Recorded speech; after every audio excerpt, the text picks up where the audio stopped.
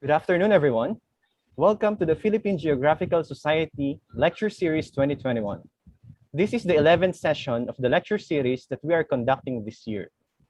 The PGS LS is a project collaboration between the Philippine Geographical Society and the UP Department of Geography. I am Professor F. Hermoso and I will be your moderator for this event. Next slide, please. Before we proceed, let me just iterate a few house rules. First, during the presentation, attendees will be on mute. But we encourage you to interact by typing your comments in the chat box and your questions in the QA tab. Questions will be addressed during the open forum. Let's give it a try, guys. Can you please type 1 if you can access your chat box, everyone? Can you please type 1 if you can access your chat box? There you go. Thank you so much. Next, for our next house rule, during the presentation, the lecture will be simultaneously streamed in the UP Department of Geography YouTube channel. Also, please note that this meeting is being recorded and will be made available for viewing after the event. And just to give you a heads up, we will be taking a group photo before we end the meeting. So please be ready to turn on your video for that part of the program. To begin our session, I would like to call on Professor Aimon Garcia, President of the Philippine Geographical Society, to give the opening remarks. Sir Aimon? Thank you, F. Magandang hapon po sa ating lahat. Welcome once again to another episode of the Philippine Geographical Society Lecture Series 2021. On behalf of the Philippine Geographical Society and the UP Department of Geography, I am delighted to welcome everyone in this afternoon's lecture. We are proud that amidst the pandemic, PGS and the UP Department of Geography have found a way to share geographic researches that are being done by our fellow geographers and allies in the field. This is the 11th lecture that we are having this year, and we will continue to do the same in the coming months. For this afternoon, our invited speaker will share with us his works reflecting on community mapping, open data, and field operations using OpenStreetMap or OSM.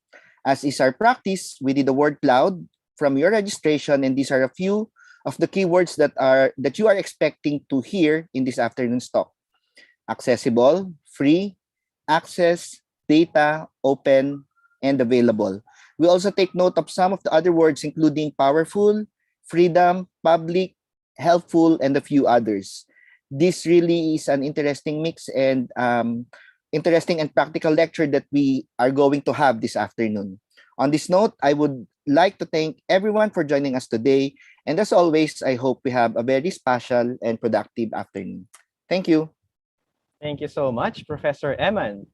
At this point, I am pleased to introduce to you our speaker for this lecture. Mr. Aimon Pangan is a BS Geography graduate who is an advocate of utilizing open data and open source software. He has worked as a GIS specialist for the renewable energy sector, particularly in the field of solar energy. He has also engaged as a field coordinator for the PhilAware project, which is a DRRM-related project where critical infrastructure data was collected on field. Currently, he is involved on a project dealing in data-driven policymaking with the Action for Economic Reforms organization, an independent, reform-oriented activist policy group. He is also an active volunteer in OpenStreetMap, a free, editable map of the world. So without further ado, let me introduce to you again Mr. Aimon Pangan. Mr. Aimon? Hello, good afternoon to everyone. So today I'll be talking a lot about OpenStreet. So let me share my screen.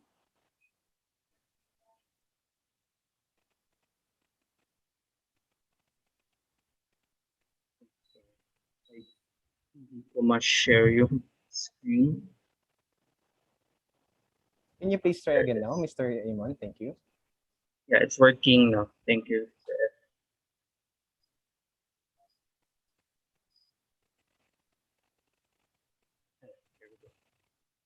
So the title of this talk is Navigating Open Spaces, the Geospatial World Through the Lenses of Open Data. So as we all know, open data, it's a very well-used term ngayon kasi maraming gumagamit itong tinatawag natin na open data, open source, everything crowdsource, all these terms that we are currently hearing. So first, I'd like to um, say na ano ba ang naiisip natin whenever we say open. So one of the biggest things that we think about when say open is spaces. Something to do with spaces. A lot of freedom to move. You can go anywhere, an open space, and literal space, which is very, very open. But the biggest keyword that I could think of for the word open is that you have a lot of freedom. Freedom to do what you want, freedom to go anywhere, whatever you want to do. And then the next part would be data. So I think whenever where data comes up, we think about all this techno thing, a lot of techno babble actually. With the color, usually with any images, it's colored blue. The theme is always blue, and then there's a lot of zeros, ones, a lot of networks, very complicated things coming together, and then there's always it always has to follow some rigid form so that it could be read by the computer or by a mobile or something. Then so many data types coming together into one big well, data repository or something. But the thing that I could see as a keyword here is structure. Data has to be structured so that could easily be manipulated by us. It could easily be used by us. So now, paano ba kapag sinabi natin open data? It seems like there's two conflicting ideas, freedom and structure. How can you have some sort of order in chaos, something like that? So in the geospatial world right now, one thing comes to mind. It's a very big term then, a very big organization. It's still growing, it's continuing. And this is OpenStreetMap. So this is their logo. So ano nga ba ang OpenStreetMap? What we keep hearing this, I think a lot of people are already familiar with OSM, keywords niya, OpenStreetMap, community mapping. So what is OpenStreetMap? So the best way and most simplest way to describe OpenStreetMap is that it's a free and editable geospatial database of the world. And mostly it is open source, and most of the data found in OpenStreetMap is crowdsource. And by crowdsource, we mean anyone and everyone can edit data on OpenStreetMap. So one thing that's made OpenStreetMap known to a lot of people is that it's able to create communities, and with these communities or groups or organizations, then map out areas in the entire world. As you can see, there's also a lot of end users for OpenStreetMap. Besides, of course, you yourself or any other organizations, you have private companies that use this, like Amazon, Facebook, Apple, Snapchat, and yes, Pokemon Go. Pokemon Go uses a lot of data from OpenStreetMap. So again, this is just an addition. It has been used for route planning, anything that has to do with transportation. As you can see in this picture, this is an example of OpenStreetMap.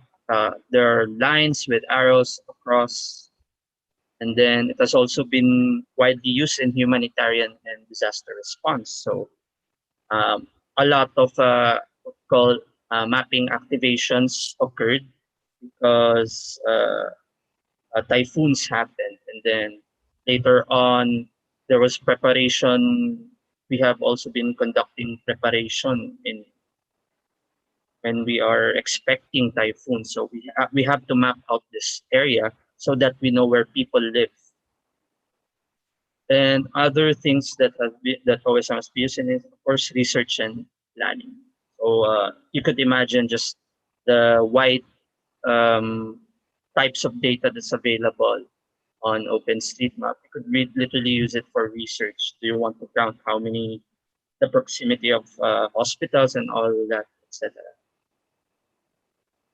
So there are also so many tools that use uh, OpenStreetMap, and some of these are the following. So if you want to add data in OpenStreetMap, you have applications and software such as ID Editor, Rapid Editor, which is more focused on mapping roads, and it is also an AI-assisted mapping tool. So it could detect from the pixels in the imagery where roads are located. And then you have HotTasking Manager and Java OSM. So these are just tools for adding data. Maybe you want to add building, any kind of feature in OpenStreetMap. You could use these tools, and there's so many more other tools that are available for OpenStreetMap. And then if you want to gather data from OpenStreetMap, you could use GeoFabric, the Overpass API, or the Humanitarian Data Exchange. There are a lot of data sets that are available in these websites that you could take, and they all take data from OpenStreetMap. So what does OpenStreetMap look like? So if you actually go to the website, openstreetmap.org, usually this is what you will see, giant map. And then there's a lot of, there are some buttons on top. And this one is in Quezon City. Quezon Memorial Circle is on the bottom left. And the UP campus in the off center. So usually it will zoom into wherever you're located in when you open the website. So as you can see, there's so many features already. You have land use, color green, green open space areas. You have the buildings, thousands and thousands of buildings, road systems, and so much more. So what does it look like if I search for a feature? As you can see here, in the search bar at the top left, you could just search for any feature and it will show on the map, and it will select that feature and show you what information is stored within the polygon. So for this example, Pasig City Hall, as you can see, there are tags that are related to Pasig City Hall. If you're familiar with any GIS software, this is basically an attribute table. So you have your fields and attributes, and that's how OpenStreetMap stores data. And this goes for everything, for points, for lines, for roads, etc. So since it is a city hall, the correct combination of tags would be amenity town hall, building public, and then other data that you could supply. So this is a Palma Hall, an area in UP Diliman. So instead of fields and attributes, the tagging schema of OpenStreetMap, they call it key and value. So if you want to know more about tagging combinations, you could actually visit the wiki page of OpenStreetMap, wiki.openstreetmap.org, and you could find so many combinations of tags for a single feature. For example, a school, college, hospitals, etc. So right now, how is OpenStreetMap in the Philippines? Because I have been talking about OpenStreetMap and it is a global map. So how is OpenStreetMap in the Philippines? So it started in 2009 by small groups of individuals. They were actually volunteers, and they just wanted to map out the country, map out the Philippines. And now there are so many organizations under its banner, and some of the notable ones are MapBex. So MapBex is an organization that focuses on LGBTQ plus and allied mappers. So one of their very particular projects is mapping HIV facilities in the country. So which countries have HIV testing and so on. And recently they have been trying to map the most unmapped areas in the country. We also have youth mappers whose goal is to establish local chapters for each universities, mapping communities in the universities. And Youth Mappers is also an international organization that has its own chapter in the Philippines. We also have a mental health awareness. So the focus of this group is mapping facilities that offer help for mental health. So any place where there is a psychiatrist, psychologist, etc. And you would notice that a lot of these organizations have their own advocacies. So this is one thing that I really like about OpenStreetMap is that you could have an advocacy. You want to map something that helps a particular group, and you have these groups. One that focuses on equality, LGBTQ plus rights. One that focuses on education and building capacities in universities, and there's another one that focuses on mental health. And there's also a recently formed group, the Open Mapping Hub, which is another subgroup by the HOT, which is Humanitarian OpenStreetMap Team, another international organization.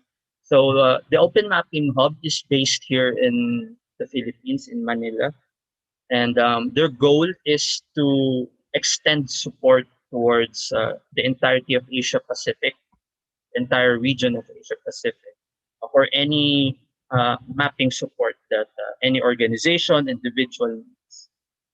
And with all these organizations, they mostly come every year to a particular event called Pista ng Mapa, where it's not just focused on OpenStreetMap. Pista ng Mapa also focuses on anything open source, anything that's within the realm of open data in the geospatial world here in the Philippines. So it's not only focused on these groups. There's so many people joining this yearly conference. So just to show you, this is a node density for OpenStreetMap from 2012 to 2021. As you would notice, in almost 10 years, a lot has changed. The first frame, you could see that a lot of areas are in the dark, but as time progresses, the community grows larger. And right now, 2021, you have a lot of spots that are already bright yellow, meaning there's high concentration of data in those areas. So with all this things I've been talking about last time, what did I do for OSN? I'm just an individual who happened to stumble upon this amazing organization, amazing community.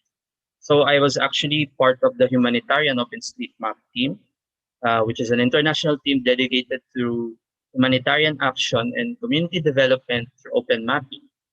So our team was able to remotely map Quezon City, Marikina City, Pasig, and the province of Pampanga. And by remotely map, we mean we engage in community mapping. So we conducted mapathons, different volunteers, different groups, even LGUs, different stakeholders.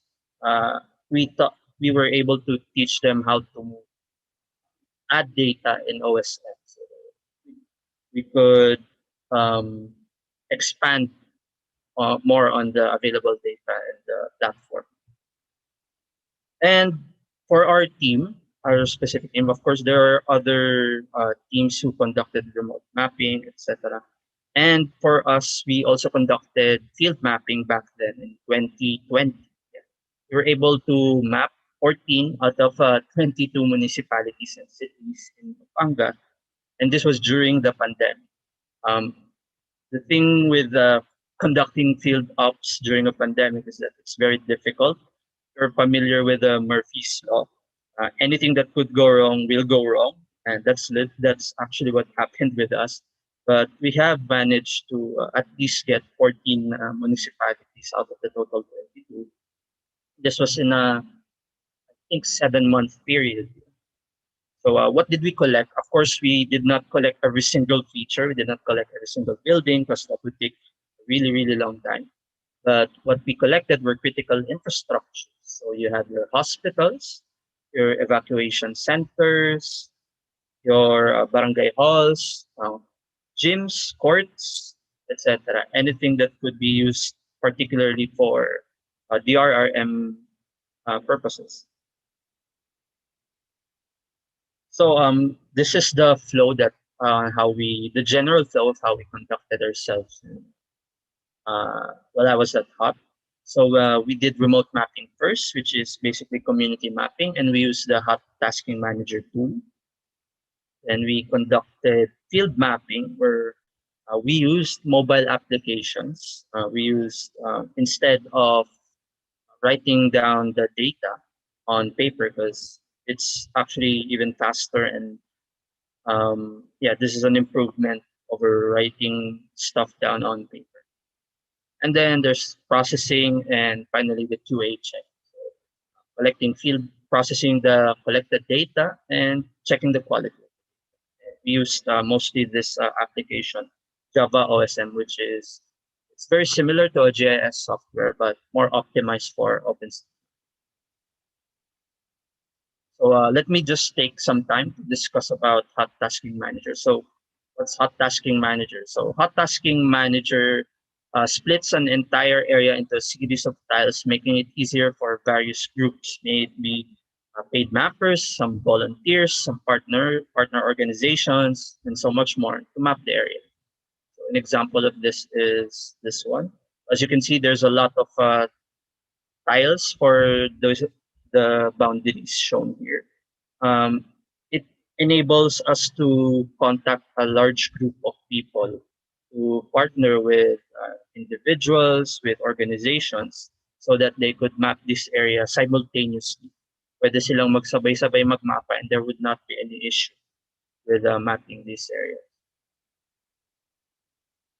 So just to show one of the outputs of our team, this is in Quezon City. Of course, it's not just our team. This is a combination of the OpenStreetMap community, various organizations that we were partnered with, and even private or paid mappers that we were partnered with. As you can see, there's so much data has been added, particularly buildings. So 300,000 buildings have been created in just 60 days.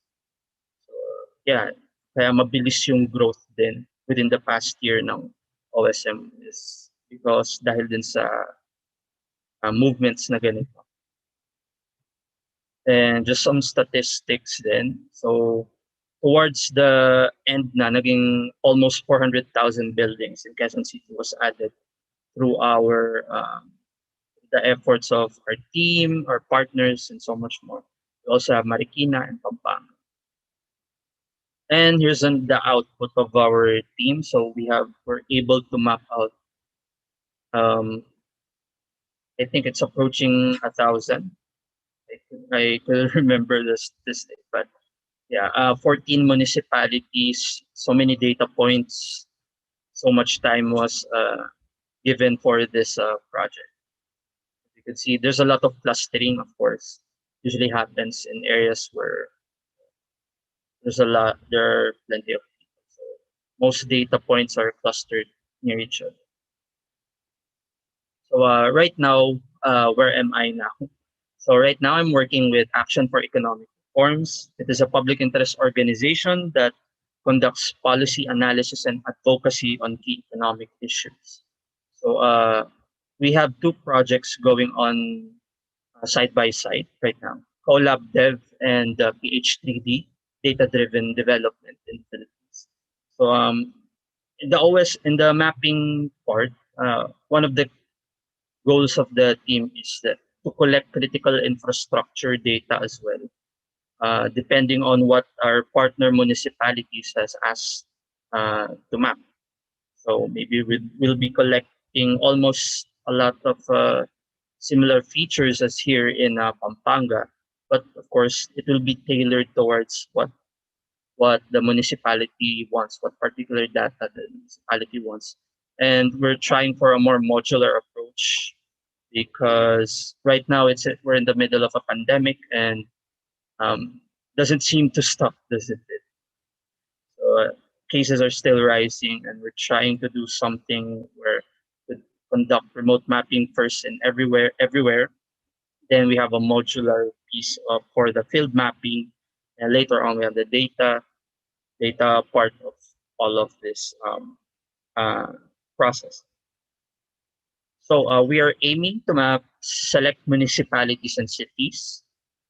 These were the municipalities that partnered with us, and as you can see, one of the big challenge rather here is that magkakahiwalay itong munisipyo ng mga to. It's not like in Pampanga, we are in one location in one province. It would be easier to any admin and logistical issues would be easier to address. But this time we're gonna do something different areas. So we'll be relying a lot on volunteers and actually partner SUCs. We'd love to work with the universities in this areas, as I find that they're faster in absorbing new knowledge. So the goal is to utilize local data, so data that is already existing within the municipalities in conjunction with OSM data to aid in decision making and planning activities of the partner municipalities. So now the question is, what do you think you can do if you want to join the OpenStreetMap community? So maybe you have a project idea, but you're not sure how to start or to contact. You can become an OSM volunteer. You can join us at the local Telegram channel, the OpenStreetMap Locals channel. I'll be posting the link later in the chat box. It's very open community. Don't be afraid to voice out your opinion. Don't be afraid to ask about anything about OpenStreetMap. Nobody will say, I guess, bad things to you, even though if you're a beginner or you're new to the cool scene of OSM. Everyone is helpful in the Telegram channel. You could also map out areas that need data at task.hotosm.org. This is the Tasking Manager website. If you have your free time, you want to volunteer, there's so many projects around the world that need mapping, and you could find them here in task.hotosm.org. Or you could even join these different mapping organizations under the OSM PH banner. If you want to know more about how to actually put data, to extract data from OSM, you could visit learnosm.org to learn OSM. And with that, I just like to plug these organizations. So if you want to contact them, you have something in mind. They also have their Twitter and Facebook accounts. And yeah, thank you for listening.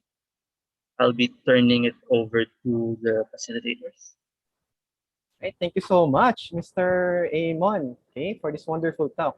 I'm sure our audiences have learned a lot, not just about what you do, but also about open data mapping in general. And as an important note, it would be about OpenStreetMaps providing people the freedom to create, to utilize, and to propagate spatial data. Additionally, Mr. Aimon has also mentioned about advocacies. No? Advocacies can also be pushed using such platforms, allowing the voiceless to be heard in every point, polygon, and lines of the platform. So thank you so much again, Mr. Aimon. Okay, at this point, we will now proceed with our open forum. We encourage you to type in your questions in the Zoom chat box or in our social media account for those watching via YouTube. Okay, so Mr. Aimon has also provided the links, okay, for the OSM in our chat box. You may want to visit them. Okay, will there be any questions, anyone?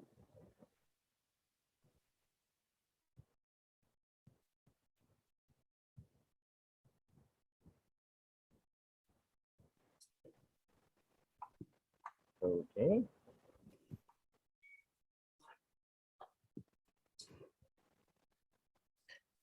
Hi, Sir F. Hi, Aimon. Hi, Sir Eman. Yes po. Go ahead Sir po. Eman. Siguro nahihiya pa yung iba magtanong. Umpisahan ko na lang siguro. And hindi ko na type. Direkto ko na. Aimon, Yes po. PGS has an ongoing collaboration with Philippine Disaster Resilience Foundation and the Quezon City Government. Yung project na ginagawa namin ngayon, we're trying to open yung Mapathon, but because of, para makatulong sa kanilang barangay contingency planning and sa paggawa ng mga plano na kailangan ng barangays sa kanilang DRR needs. Unfortunately, because of the pandemic, medyo na-hold yung pag-ano nung ano namin. And we're trying to figure out a way to, make the mapping more efficient by trying to provide as many data as we can para kapag nag-actual Mapathon na at pwede na, madali nang turuan yung community. So I guess my question is, pwede ba naming ma-access yung data na yung pinakita mo kanina? Kanino kami pwede magpaalam or kailangan bang gumawa ng agreement between the organizations para matap yung information na meron sa OSM? Ayun po. I think the best way na kung gusto pong ng partnership, right now nag-o-offer si Open Mapping Hub. Let me get back doon.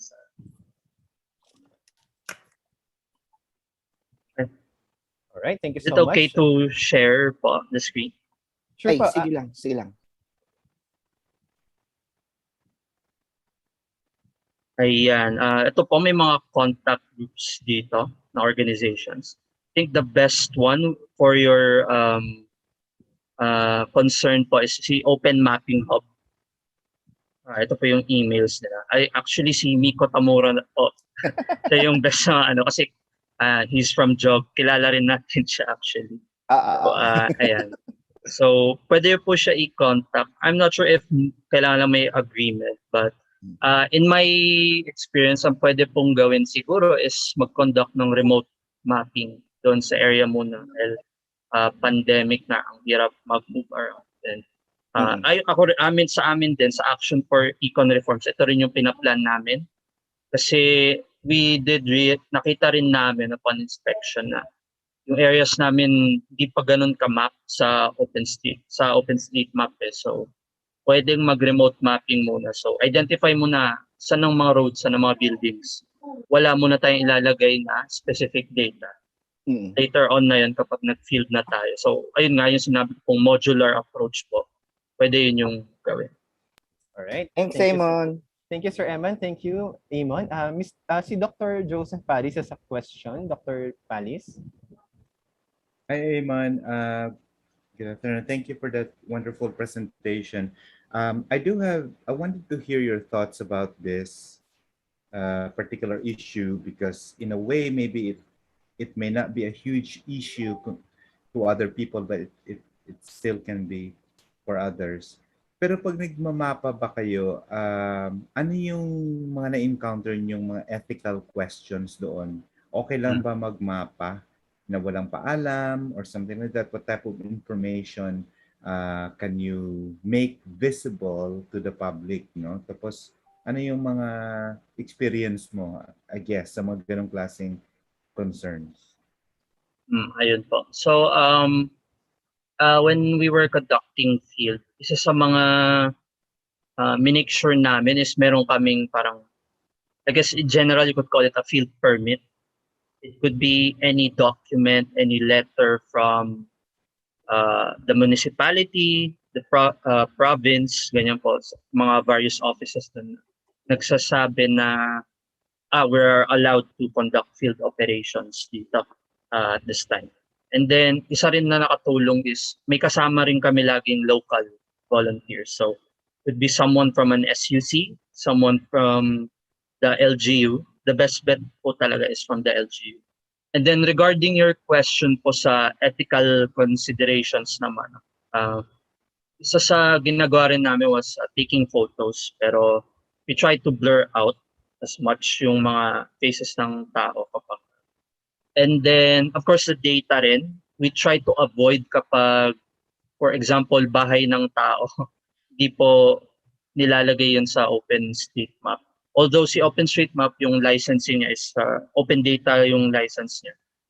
We still refrain from doing things that could actually harm yung individual.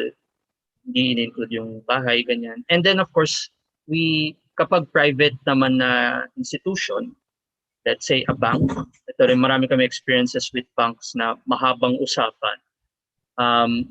We will ask them na gusto nyo ba itong particular data na to ilagay sa mapa. So it's a lot of ganun din po. Very nuanced din kasi yung approach. Ayun. All right, thank you, Mr. Aimon and Dr. Paulis for the question. We have two questions here, Mr. Pangan, which are basically related to each other. Let me read that to you. Okay.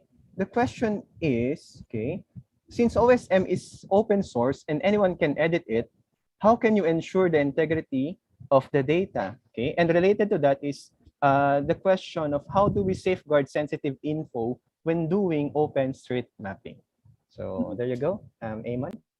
Okay, thank you, Sir F. So with the first question, I think, sorry, dun muna tayo sa second question, again, yung sensitive data. Kailangan talaga ipapagpaalam mo rin, lalo kung when on field na talaga kayo. Specifically, kasi meron namang tags na papayag yung mga private institutions or mga tao na papayag sila like building residential, sabihin natin yung combination, siguro okay lang. But if you're gonna put like their name, yung full na, baka dun magkaroon ng issue. So, and with regards to data quality, ayun. So I've mentioned earlier na merong step na data QA, data validation. Although mostly ngayon volunteers ang mga the thing is ang daming tao rin na nagdoon ng data quality checks sa OpenStreetMap. There are so many tools na dedicated to checking data quality. As I've mentioned din kanina, may mga applications like yung Java OSM. Meron siyang tool na nagdi-detect ng kung nag-overlap ba yung mga features na hindi dapat mag-overlap or may tags na wala within dun sa prescribed tags for that feature. So merong live community, actually worldwide nga yung community ng OpenStreetMap. And very active actually ang OpenStreetMap dito sa Philippines. So ayan, may mga tawag din namin na titos ng OSM. So ayan, very active sila in checking the data na nandyan. At the same time, I've mentioned earlier din na isa sa mga goals, may isang group din na may goal na yung youth mappers na mag-establish ng mga mapping communities within different SUCs in the country. And I think yung isa rin na gusto nilang magawa is para dun sa area na yon, pwedeng sila na yung para maging steward nung pag-check ng data quality on OSM. All right, thank you so much, Mr. Pangan. I like the idea of titos of street mapping. No, maganda na meron tayong ganyan, and they ensure the integrity of data. So it's a good group, the titos of open street mapping. Okay, so there is also another question here coming from Mr. Arvin Adovo.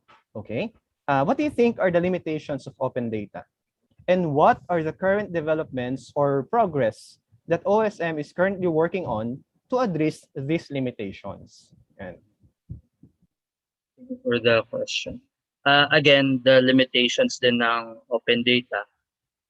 I think let's start with the advantage. The best advantage is mabilis ang pasok ng data kasi mismong yung tao na taga doon, they could input the data.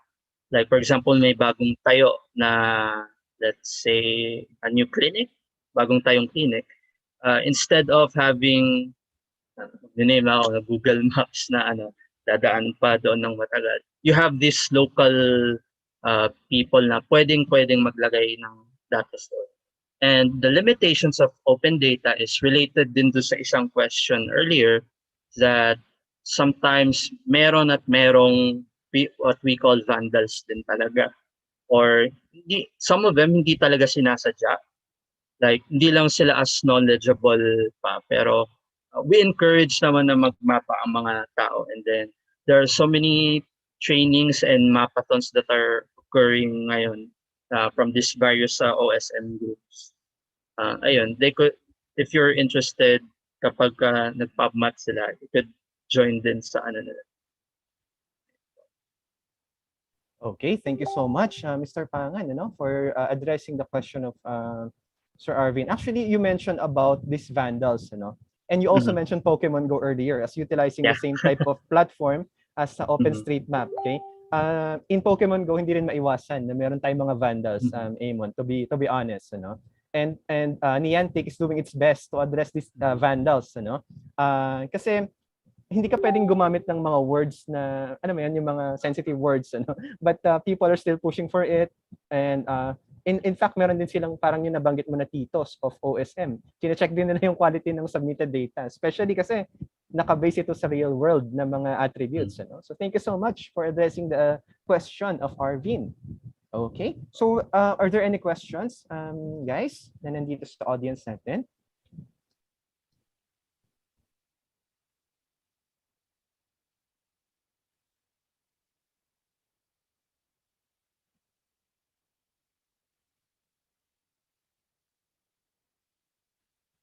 F, you're on mute. Oh, okay. I'm sorry. There's a follow-up question from Mr. Arvin. Arvin, would you like to unmute your device muna, Mr. Arvin? Yes po. So, follow-up question lang po kasi I guess what I wanted to hear po about the limitations of open data is that I think it's not really that accessible after all. Kasi yung OSM kasi for example is nakasulat siya sa English tapos kaya siguro may ibang tao na may yung so-called vandal.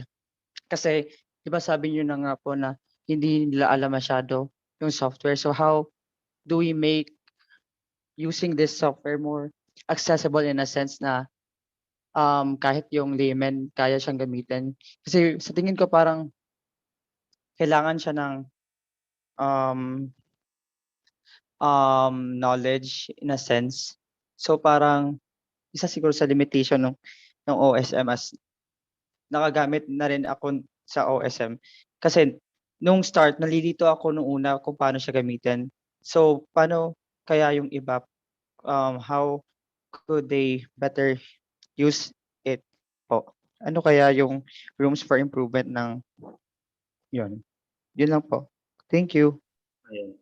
And thank you, Arvin, for the question.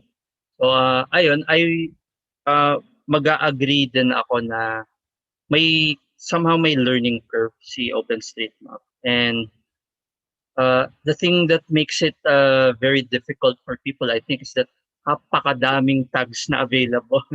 Hindi mo na malaman ano ba yung tama, ano ba yung yung dapat ilagay, for example. One thing that na nakikita ko is bawat bansa merong sa wiki ng OpenStreetMap. There's a page ng mapping conventions sa bawat bansa.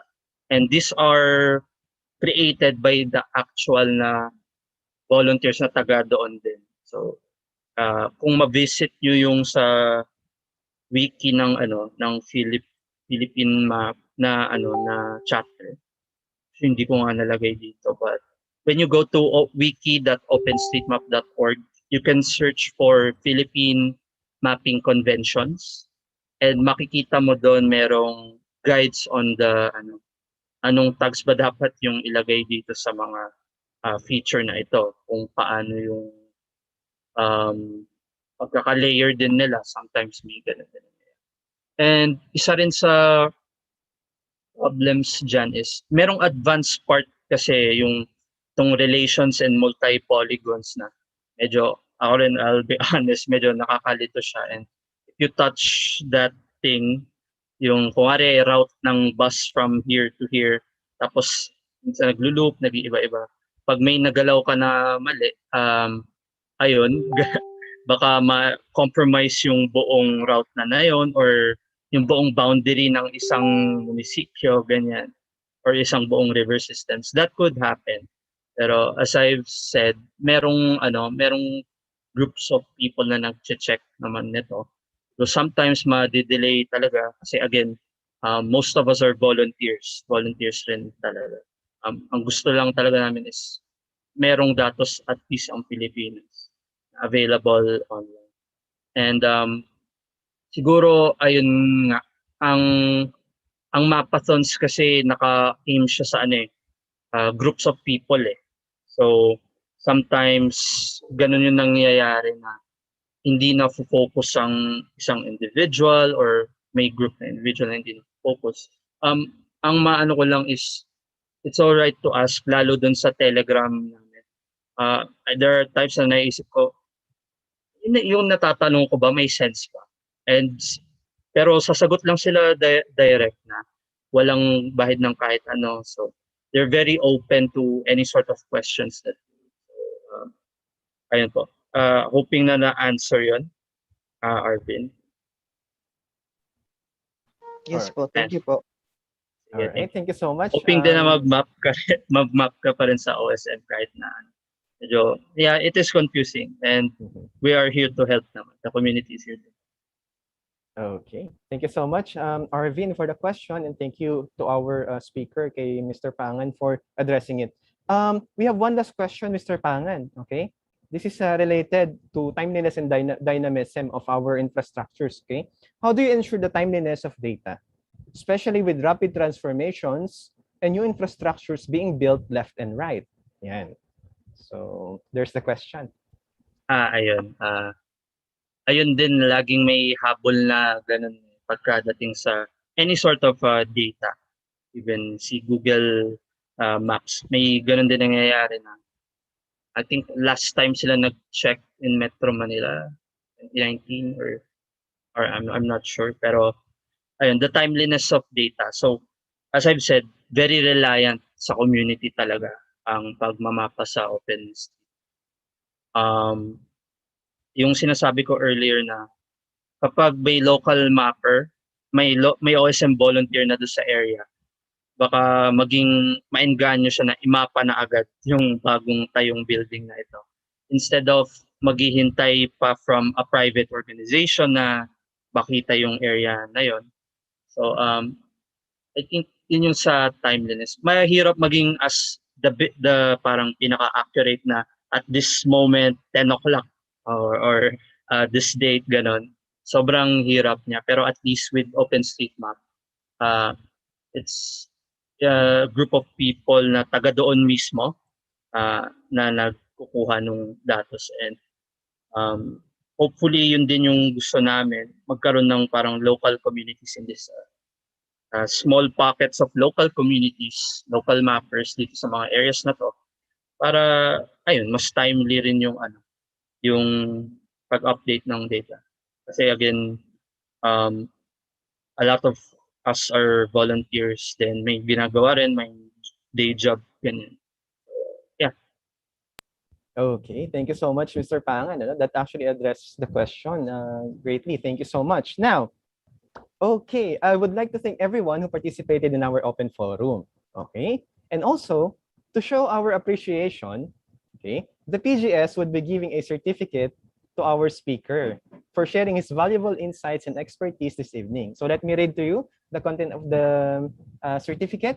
The Philippine Geographical Society Lecture Series 2021 awards the Certificate of Appreciation to Mark Aimon Pangan for sharing his valuable insights and expertise as virtual resource speaker for the talk, Navigating Open Spaces, the Geospatial World Through the Lenses of Open Data, as part of the Philippine Geographical Society Lecture Series 2021 held on September 25th, 2021, signed by Dr. Joseph Paulis, Chair of the UP Department of Geography, and Professor Aimon Garcia, President of the Philippine Geographical Society. Yan. Okay, thank you once again, Mr. Pangan, for sharing Thank you. with us your research. Okay, and with that, we are at the end of our program. I would like to call our professor, our department chair, Professor Joseph Paulis, for his announcements. Dr. Paulis? Thank you very much, F. Thank you very much, Aimon, for that wonderful presentation. I always encourage my students to open an OSM account because it is accessible and something where we can make a difference in mapping the world. However, let me just address at least three things that Eamon also spoke about and answered quite wonderfully. First of all, is I always think that any kind of mapping is premised on the idea that it is such a very caring kind of geography, right? Because of the fact that you're providing information where before it has not existed. So there's that geo visualization that I always like about it. And OSM is one such platform and structure for that. In a sense, it brings me to my second point, which is about the idea of the volunteer-centered form of geo-visualization, kind of like a Web 2.0, right? Wherein it's now people trying to put information into the public consciousness. In a sense, it is an extension of the Platonic ideal of a public intellectual minus, the exhortation of speaking, publicly like a politician. No, we're not like that at all. Not that politicians are bad necessarily. But it also means that it is also decentering knowledge production. That's what I like the most. We're in someone like questions, what drive someone like Arvin, someone like F, for example, could map their own realities based on the available platforms that are afforded to us. It decenters knowledge production because it is now in your hands, wherein information that's grounded are being brought to the fore. However, it brings me to the last point about responsibility and ethics, because how much of those data do we really have to put in there? Just because you can map doesn't mean you do have to do that, right? There should be a way with which we become responsible and ethical and caring, so that we know that the data we are putting in does not mislead or do not mislead people, do not provide lead to fake news and all kinds of misinformation and misinterpretation there. But it also requires that people get to be vigilant, about these kinds of things. And I'm glad that Arvin raised that question, because the availability of data, or also there was this one question about how much data um, is there that's not vandalized, no? So parang may vigilance pa rin tayo dito. And finally, I like that Titos of OSM too, no? It's a kind of form of solidarity amidst these kinds of rumor mongers, trolls, and all kinds of digital space invaders who truly upset the cart, so to speak, of our lives. No, so in a way, if there's a tito and tita of OSM, it's a way of safeguarding that the information we have is thoroughly evaluated, peer reviewed, not in a scholarly way, but understood among ourselves as the truth, and most of all, responsibly geo-visualized. So thank you very much for that. Thanks for the talk, Eamon, and thanks for your questions. Thank you so much, Dr. Paulis. Okay. At this point, we would There's also still like more. Oh, sorry. Sorry, Dr. It's fine. It's fine. I didn't forget. Just so you know that there are 3 upcoming talks next month. Now, the first one comes up October 9. Professor Marco Stefan Lagman, who is an associate professor in our department, is going to give a talk based on his research in PhD research in Murdoch University in Australia. The title of his talk is called Messages from the Family Photo Album. So it's about women's stereotypes, especially as evidenced by another visualization of advertisements from the years, from the decades of the 1880s to the 1930s. It's purely archival with interesting information. David Garcia is going to come, we're not sure yet if he is going to record his presentation, but he has kindly agreed to speak on the 22nd of next month, right? It's probably about cartography in practice. And finally, TJ Cipriano, one of our graduate students in the MS Geography program, comes on the 29th to speak about granular lockdown. He has written a recent piece at Rappler.com. If you want to look at it, it's very, in my opinion, very insightfully woven into the fabric of how governmentality and guidelines are actually enslaving mechanisms that do not really help in the effective eradication of the virus. So anyway, so very interesting talks there. That's going to happen in November too. We have speakers all the way to December. So I hope we can count on you to come to those lectures and also participate as we make this as we make geography as a discipline even more accessible and relevant and timely to our social lives. Thank you. Okay, so for real now, thank you, Dr. Paulis, okay, for the information regarding the next few activities of PGS. Okay. Also, we would like to thank everyone who participated in our PGS Lecture Series this afternoon. Just some announcements. If you are interested to become a member of the PGS, the organization has an open call for membership. For more information, please go to the PGS website, www.phgeographicalsociety.org. The PGS Lecture Series is an ongoing event, and so we would like to request for your feedback to help us prepare and improve our future events. Kindly answer the short survey after this session. The link will be posted in our chat box for your reference.